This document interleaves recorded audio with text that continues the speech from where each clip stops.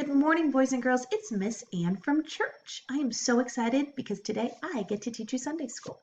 So we're going to start off by playing a little game. Raise your hand if you've ever had to clean your room. Raise your hand if you've ever had to dress yourself. Raise your hand if you've ever had to clean up your toys. Raise your hand if you've ever had to hang up your coat. I bet there were a lot of hands up, right? Those things are examples of chores. Doing chores can be fun. It's kind of like you're a big kid. Well, what do chores teach us? Why do we do chores? Yeah, it teaches us to help people, how to put our things away and be organized. Yeah, I bet there's a lot more answers out there that you're telling me too.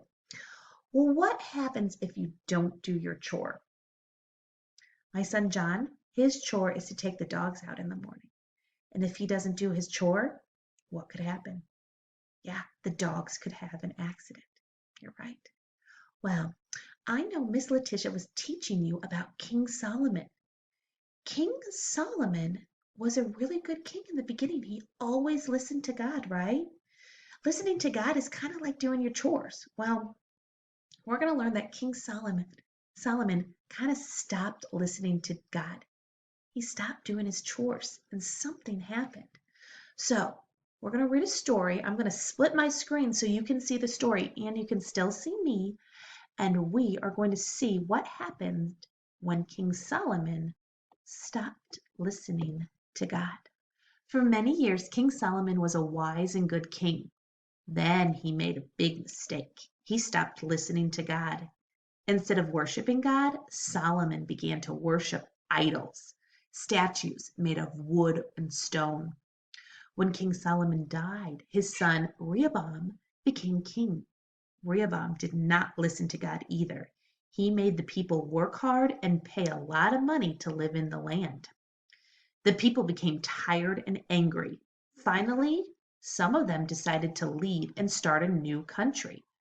God's wonderful kingdom was split into two. One country was called Israel, the other was Judah.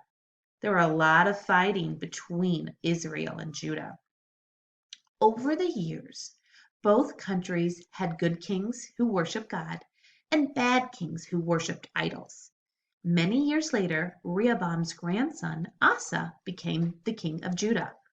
Asa was a good king. He loved and worshiped God and got rid of all the idols.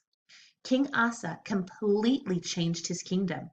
He was a good leader and he helped the people love and follow God again. He even helped his own family to love and follow God. Asa learned to follow God and not make the mistakes of other kings. So we learned in that story that King Solomon and Rehoboam stopped following God. And that bad things happened. The kingdom divided into two, Israel and Judah, right? And then we learned that Asa became king of Judah and started following God again. So, boys and girls, King Asa learned from the mistakes of the other kings. We can learn from mistakes and do what is right. Let's ask God to show us how to learn from our mistakes like King Asa did. So now what we're going to do is play one more game before Sunday school is over. I'm going to tell you something either a good king or a bad king does. If a good king does it, you get to stand up and do 5 jumping jacks. If a bad king does it, sit down as fast as you can, okay? Because we're doing the jumping jacks to celebrate the good choices of the good king. Here we go. The king listens to God. Yeah, 5 jumping jacks, get up. 1, 2, 3, 4, 5, okay? The king builds idols. No, sit back down. The king reads God's words. Yeah, jump up, 5 jumping jacks. 1, 2, 3, 4, 5.